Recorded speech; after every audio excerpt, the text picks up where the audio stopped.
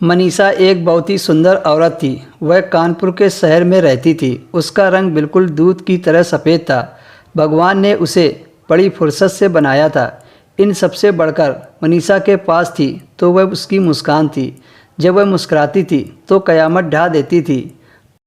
पर वह सब खुशी उसे रास नहीं आई और शादी के 3 साल बाद ही उसके पति उसे छोड़कर चले गए। हालांकि उसके पति उसके पीछे बहुत सारा धन दौलत छोड़कर गए थे। उन सब से मनीषा की रोज़ की ज़रूरतें तो पूरी हो जाती थी, पर पति की कमी को पूरा नहीं किया जा सकता था। अभी मनीषा की उम्र सिर्फ 25 साल की थी। उसके पति की मौत का ज़्यादा वक्त नहीं हुआ था।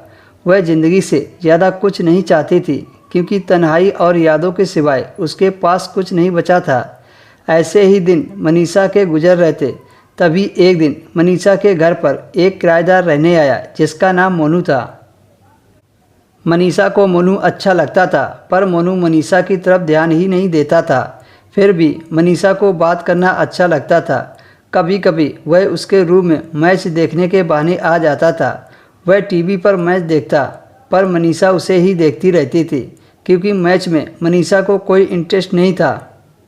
मनीषा की जान पहचान अच्छी तरह से हो चुकी थी।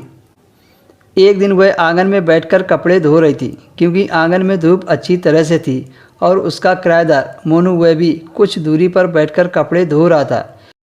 तिरछी निगाहों से वह मनीषा को देख रहा था। मनीषा ने मोनू से कहा, जाते वक्त मेरे कपड़े भी ऊपर धूप में डाल देना। वह थोड़ा शर्मीला किस्म का लड़का था। वह चुपचाप मनीषा के पास गया और कपड़े उठाकर ऊपर चला गया और वह कपड़े डालकर अपने कमरे में चला गया। उसी शाम जब रात के 8 बजे थे, मनीषा बैठी मोबाइल चला रही थी। तभी मोनू उसके कमरे के पास आया। वह आज कुछ बदला बदला सा लग रहा था। पास आते ही वह मनीषा को गौर से देखने लगा। उसके चेहरे के हाव भाव से साफ पता चल रहा था कि वह नशे में था। मोनू मनीषा के पास गया और उसका हाथ पकड़ लिया। मनीषा यह देखकर बहुत खुश हो गई, पर अगले ही पल वह निराश हो गई।